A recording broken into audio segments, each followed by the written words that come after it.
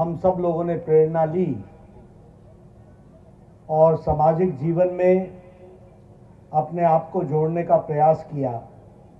ऐसे हमारे ऋषि पुरुष सम्मानीय श्री प्रेम जी गोयल जी हमारे अपने इस कार्यक्रम में उपस्थित, जिनसे मुझे व्यक्तिगत रूप में जुड़ने का सौभाग्य प्राप्त हुआ और उनकी देखरेख में मुझे बहुत कुछ काम करने का मौका मिला और समझने का मौका मिला। ऐसे हमारे राजकुमार भाटिया जी, हमारे वरिष्ठ सहयोगी और लोकसभा में मेरे साथी और दिल्ली के सांसद सम्माननीय हर्षवर्धन जी, हम सब लोगों को हमेशा प्रेरणा देने वाली और समाज के कार्य में तल्लीन एक सामाजिक प्राणी के रूप में समाज को दृष्टि और दिशा देने वाली ऐसी हमारी बहन किरण चोपड़ा जी, जो मुख्य संरक्षिका हैं हमारी चौपाल की,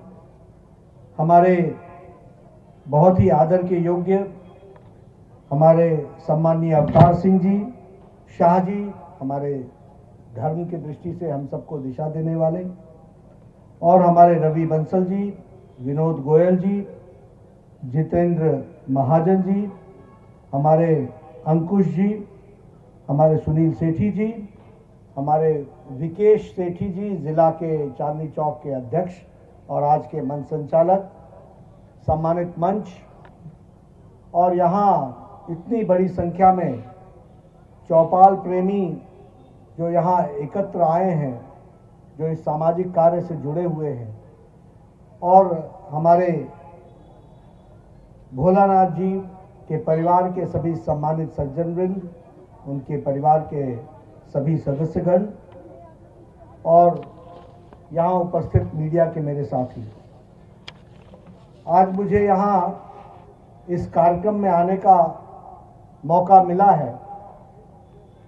वैसे चौपाल के कार्यक्रम में आना मुझे पिछले साल भी मौका मिला था, लेकिन मैं नहीं जानता था कि अगले कार्यक्रम में जब मैं आऊंगा तो इस कटु सत्य से आमना सामना होगा कि जिस पिछले कार्यक्रम में सम्माननीय हमारे स्वर्गीय भोलानाथ विज जी कार्यक्रम की रूपरेखा बना रहे थे, आज उनके प्रथम पुण्यतिथि पर मुझे आना पड़ेगा। मन को विश्वास नहीं होता और कभी भी ऐसा जहन में भी नहीं आता था कि इस तरीके की घड़ी आएगी जब मुझे उनके पुण्यतिथि के कार्यक्रम में आना पड़ेगा। लेकिन विधि के आगे, विधि के विधान के आगे हम सब लोग मजबूर हो जाते हैं, और आज मुझे उनके प्रथम पुण्यतिथि पर इस कार्यक्रम में शामिल होने का मौका मिल रहा है। मैं आयोजकों को धन्यवाद देता हूं कि उन्होंने उनके प्रथम पुण्यतिथि पर इस बड़े कार्यक्रम का आयोजन करके और चौपाल को एक बड़े आयाम पर ले जाने का जो प्रयास किया है, ये सही रूप में उनके जीवन में किए गए कार्य के लिए सच्ची श्रद्धांजलि है। इसके लिए मैं आयोजकों को धन्यवाद देता हूं। मैं पहले संघ का कार्यकर्ता, संघ की प्रेरणा से विद्यार्थी परिषद का कार्यकर्ता, और बाद में राजनीतिक क्षेत्र में काम करने का मौका मिला। मैं यहाँ पूर्णकालिक के रूप में, मुझे याद है 1986 में, 1986 में मैं दिल्ली संगठन के काम को करने के लिए आया था, और राज जी हमारे पालक कार्यकर्ता, जिनके पास एक नौजवान जो सामाजिक काम में और राजनीति और विद्यार्थी क्षेत्र के काम में जुड़ता है तो उसकी जो मुसीबतें आती हैं उन मुसीबतों से पार कराने वाले ऐसे हमारे राजकुमार भाटिया जी का हमको सानिध्य मिला। उनके वक्तव्य में मैं शुरू में जब आया तो हर मुलाकात में भोलानाथ विज जी की बात आ जाती थी। भोलानाथ विज जी ने ये कहा, उनके साथ इस तरीके की बातचीत हुई, उन्होंने ये कहा, हम गए थे, भोलानाथ जी से बात हुई थी। फिर मैंने एक दिन राज जी से कहा कि मैं मिला नहीं हूं, मुझे भी आप भोलानाथ जी से मिलाइए। तो इन्होंने बड़े आश्चर्य से कहा, अच्छा तुमको नहीं मिलाया मैंने कहा नहीं, मैं नहीं मिला हूं। तो उन्होंने कहा नहीं, अगली बार फिर हम मिलेंगे। और पहली बार मेरी मुलाकात 86 के ही अंत में भोलानाथ विज जी से हुई थी। और उनका जो आभा मंडल थी, उनकी जो एक व्यक्तित्व था, वो हमेशा साथ जोड़ने वाला व्यक्तित्व था। उनकी मुस्कुराहट, उनका धैर्य, उनका संयम, और एक जिसको कहते हैं कि चेहरे पर हमेशा एक खुशी की वाला व्यक्तित्व दिखता था, और सबको समावेश कर लेने वाला व्यक्तित्व दिखता था। ऐसे हमारे भोलानाथ विज जी थे। मुझसे कहा जाएगा तो मैं कहूंगा कि भोलानाथ जी, जिनको संस्कार स्वयंसेवक के रूप में राष्ट्रीय स्वयंसेवक संघ में मिले, आदरणीय प्रेम जी गोयल जैसे हमारे ऋषि पुरुषों से उनका सानिध्य हुआ, उन्होंने अपना जीवन उसमें लगाया, और संघ की प्रेरणा से फिर वो हर क्षेत्र में गए, विद्यार्थी क्षेत्र में भी गए, राजनीतिक क्षेत्र में भी गए, सामाजिक क्षेत्र में भी गए। मुझसे अगर कहा जाएगा तो मैं यही कहूंगा कि उनका व्यक्तित्व सत्य की खोज में सारी जिंदगी लगा रहा। वो सब जगह एक अनुशासित कार्यकर्ता के रूप में वो कार्य करते रहे, लेकिन उन्होंने अपने आप को उससे जोड़ करके भी रखा, और अपने व्यक्तित्व में जो उनका कार्य की जो जिम्मेवारी था उसके साथ भी जोड़ करके रखा। और हमेशा सत्य क्या है, ठीक क्या है, मेरे लिए क्या है, मैं किस में अच्छा हो सकता हूं, ऐसी सोच उनकी हमेशा चलती रही। और मुझे ऐसा लगता है कि सही मायने में भोलानाथ विज जी को जीवन का मिशन मिला, तो जब वो चौपाल के काम में जुड़े तो उनको जीवन का मिशन मिला, उसके साथ उन्होंने अपने आप को समावेश कर लिया, और अच्छी तरीके से समावेश कर लिया। मैं यहां बहुत लोगों को मालूम नहीं होगा, लेकिन चौपाल तो शायद 2010 में शुरू हुई, लेकिन राज जी को याद होगा कि चौपाल का एक बड़ा रूप, एक बार मैं राज जी से बोलने आया कि राज जी, मेरा एक साथी एक आर्थिक संकट में फंस गया है, याद है राज जी? और मैंने कहा कि एक मेरा साथी आर्थिक संकट में फंस गया है, उसे 10 महीने के लिए एक बड़ी राशि चाहिए। तो राज जी ने कहा कि भोलानाथ जी ही इसमें मदद कर सकते हैं। हम दोनों भोलानाथ जी के पास गए थे। उस समय न चौपाल था, न ये योजना थी, लेकिन मैं ये कह सकता हूं कि मेरे संपर्क में मैं पहली बार मैंने ऐसी स्थिति आई, और उन्होंने मेरे साथी की मदद की, और हमने भी समय पर ही आर्थिक पूरा वापस किया, लेकिन एक बहुत बड़ी राशि उस समय उनके मदद से हमें मिली थी, और हमारे साथी का काम हुआ था। ये मैं, राज जी भूल गए होंगे, लेकिन याद आ गया। तो इसलिए चौपाल तो बाद में आया, लेकिन ये उनके जीवन का मिशन था। और मैंने ये कहा था कि मैं ये राशि ब्याज के साथ देने वाला हूं।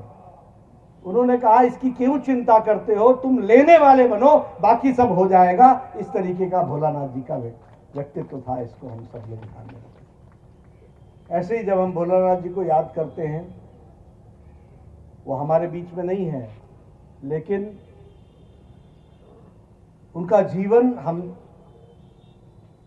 समर्पित भाव से जिस तरीके से उन्होंने समाज की सेवा की, हर कोई उस समय डर रहा था, संस्थाएं प्रायः रुक सी गई थी, संगठन का काम रुक सा गया था, लेकिन भोलानाथ जी ने अपने जीवन की चिंता न करते हुए चौपाल का काम चलाए रखा और हमारी बहनें जो मुसीबत में थी उनको रास्ता दिखाने का काम किया।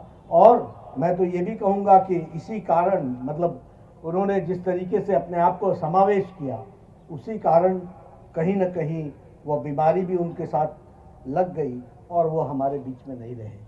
ये सही रूप में कहा जा सकता है कि उन्होंने समाज के लिए काम करते करते अपना जीवन दिया है, ये सही रूप में कहा जा सकता है। सब साथियों ने कहा, लेकिन उन्होंने कहा नहीं, मुझे कुछ नहीं होता, मैं ठीक हूं, ये काम कौन करेगा। अभी कोरोना के दौरान तो हमारी महिलाएं और मुसीबत में हैं, और डिप्रेशन में हैं, और समस्या में हैं, उनकी इस समय देखरेख नहीं करेंगे तो कब करेंगे, ये भोलानाथ जी का कहना था। ऐसे हमारे भोलानाथ जी ने इस कार्यक्रम को आगे बढ़ाया है। और चौपाल ने भी कम अवधि में 2010 से यानी 11 साल के उसमें अपने आप को जो आगे बढ़ाया है।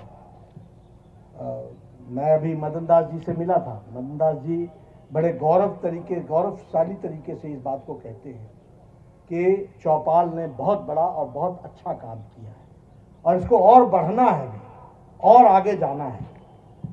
लगभग 50,000 से ज़्यादा लोगों को छोटी अवधि में अपने ऋण के माध्यम से खड़ा करना। और मैं तो ये भी कहूँगा कि पिछली बार जब आए थे तो मैंने कुछ बातें जानकारी हासिल की थी, लेकिन उससे मेरी जिज्ञासा पूरी नहीं हुई है। यह भी एक चिंतन का विषय है कि बड़े बड़े बैंक्स और बड़े बड़े लोग बड़े लोन दे करके भी उनका पैसा वापस नहीं आता, लेकिन साधारण छोटे लोगों को भी मदद करने पर 98% रिकवरी, 99% रिकवरी होती है। इसको भी हमको समझना चाहिए। यह स्टडी करने वाला विषय है और इसमें से हमको अपनी भारत की मजबूती को समझने का विषय है, चौपाल की मूल धारणा को समझने का विषय है कि चौपाल ने जो अवधारणा रखी उसके साथ समाज कितने बलशाली तरीके से खड़ा हो रहा है और समाज को इस तरीके का बल देने की कितनी आवश्यकता है, इस बात का भी सूचक होता है। इसको भी हमको समझना चाहिए। मित्रों, बड़ों की सेवा तो सब कोई कर देते हैं, लेकिन छोटों की सेवा करना ही सेवा होती है, वही सही मायने में सेवा होती है। और इसलिए उनको अपने साथ समावेश करना। और हमारे भारत देश, इसकी इकॉनमी, इसको प्रधानमंत्री मोदी जी ने बहुत अच्छे तरीके से समझा है। Empowerment of the women, empowerment of the youth, empowerment of the people who are standing at the last pedestal of the society। जो अंतिम पायदान पे खड़ा है उसको पैसे की जरूरत नहीं है, उसको मजबूती प्रदान करने की जरूरत है, उसको खड़ा करने की जरूरत है। इस बात को उन्होंने कहा। कांग्रेस ने अपने 70 साल में क्या किया? बांटते चले गए, बांटते चले गए, बांटते चले गए और चुनाव के दौरान एहसान जता करके वोट लेते रहे। लोगों को खड़ा नहीं किया, उनको मजबूती प्रदान नहीं की, उनके दिल में स्व पैदा करने की कोशिश नहीं की। अगर की होती तो ये स्थिति नहीं आती कि 2014 में प्रधानमंत्री मोदी जी को आना पड़े और 10 करोड़ बहनों को इज्जत घर देना पड़े, शौचालय देना पड़े और इस देश को स्वाभिमान के साथ खड़ा करना पड़े।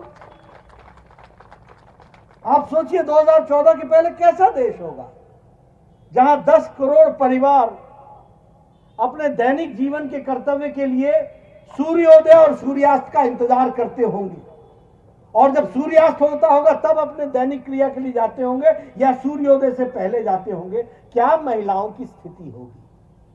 मोदी जी ने उनको एहसान से नहीं दबाया, उनको सशक्तिकरण दिया कि तुम इज्जत से जियो, यह तुम्हारा इज्जत घर है, इसको समझो। और छोटी संख्या नहीं है। जिस देश की 130 करोड़ की जनसंख्या हो और वहां 10 करोड़ शौचालय बने और एक शौचालय को इस्तेमाल करने वाले कम से कम 5 से 6 व्यक्ति यानी परिवार की इज्जत बनती हो, इस बात को समझना चाहिए। यह है बदलता भारत।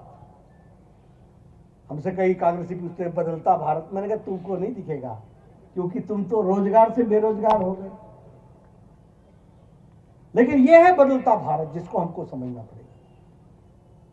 उज्ज्वला योजना ये छोटी योजना नहीं थी, उन्होंने सशक्तिकरण किया। हमारी बहनें मुझे मालूम नहीं, मैं तो गांव का रहने वाला हूं, मुझे मालूम नहीं आप लोग जानते होंगे कि नहीं जानते होंगे।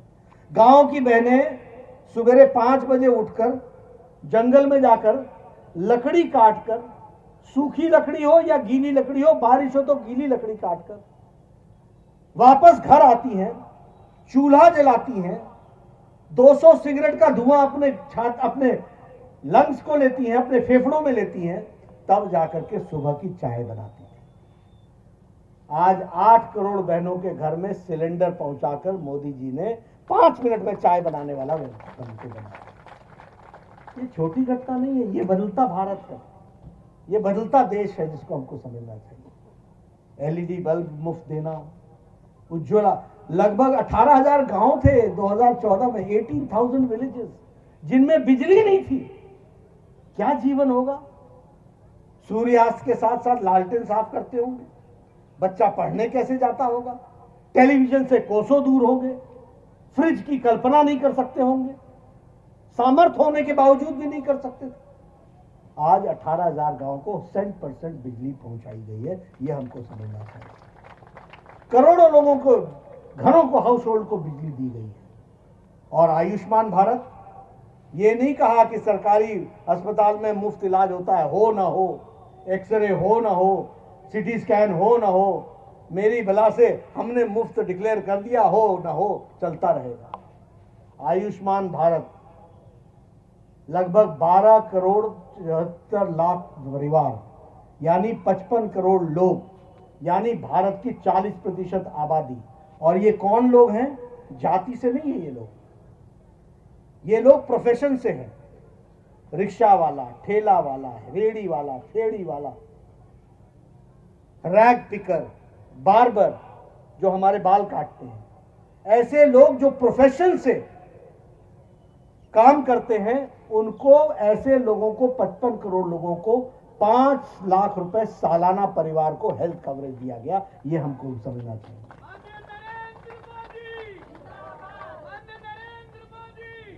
मैं इसलिए कह रहा हूं कि आज अगर किसी के घर पे पहले, इससे पहले आयुष्मान भारत के पहले किसी के घर में, गरीब के घर में कैंसर किसी को हो जाए तो जमीन बिक जाती थी। परिवार के लोग बोलते थे भगवान भरोसे हमने छोड़ दिया क्योंकि इलाज करा नहीं सकते, कीमोथेरेपी करा नहीं सकते, उतने पैसे हमारे पास है नहीं। लेकिन आज उनको 5 लाख रुपए का हेल्थ कवर है। यह है सशक्तिकरण का तरीका। और चौपाल से जिस तरीके से आपने माइक्रो फाइनेंसिंग की है, लोगों को जोड़ा है, उनको जीवन में खड़ा करने का काम किया है, यह सबसे बड़ा काम है। अगर हमको साधारण आम आदमी को मजबूती देनी है और उसको खड़ा करना है, उसका ये काम है। मैं चौपाल के सभी मित्रों को, आयोजकों को बधाई देना चाहता हूं और मैं ये भी कहूंगा कि हमारा कार्य बड़ा है। ये दिल्ली, हरियाणा, थोड़ा सा पंजाब में सीमित रहने वाला नहीं है। इसके लिए हमको बड़े स्केल में सोचने की आवश्यकता है और मुझे पूरा विश्वास है कि चौपाल के हमारे कर्ता धर्ता सब लोग मिल करके इस काम को करेंगे ही। किरण जी जिस प्रेम से और जिस लगन के साथ वो लगी रहती हैं, वो इसके प्लानिंग में लगी रहती हैं, संरक्षिका के रूप में, मुख्य संरक्षिका के रूप में। हमारे गुरुदेव जी, हमारे जो अपने आदरणीय अवतार जी हैं, उनका जो धर्मगुरु जी का जो हमको आशीर्वाद मिलता है, सब लोग मिलकर के इस कार्यक्रम को और बड़ा बनाएंगे। बहुतों तक पहुंचना बाकी है, अभी तो ये शुरुआत है। लंबी यात्रा की तैयारी हमको करनी है। चौपाल के कई मोड़ आएंगे, सब मोड़ पर हम सब लोग पूरी ताकत के साथ लगे, ऐसा मैं विश्वास करता हूं। आप सब लोग इस काम में जुटेंगे, ऐसा मुझे विश्वास है। आप सब लोगों ने मेरी बात सुनी, इसके लिए बहुत बहुत धन्यवाद। और मैं यह ज़रूर कह सकता हूं कि प्रत्यक्ष रूप से तो मैं चौपाल के कार्यक्रम में नहीं जुड़ पाता हूं, लेकिन फिर भी जो भी मुझसे बन सकेगा वह मैं इस कार्यक्रम को आगे बढ़ाने में अपना योगदान करूंगा। आपने मुझे आने का मौका दिया और मुझे जब बताया गया कि भोलानाथ जी की प्रथम पुण्यतिथि है तो मैंने कहा था कि मैं ज़रूर आऊँगा, जैसे भी होगा मैं आऊँगा। मुझे आने का मौका मिला। आप सबका बहुत बहुत धन्यवाद। आयोजकों का धन्यवाद।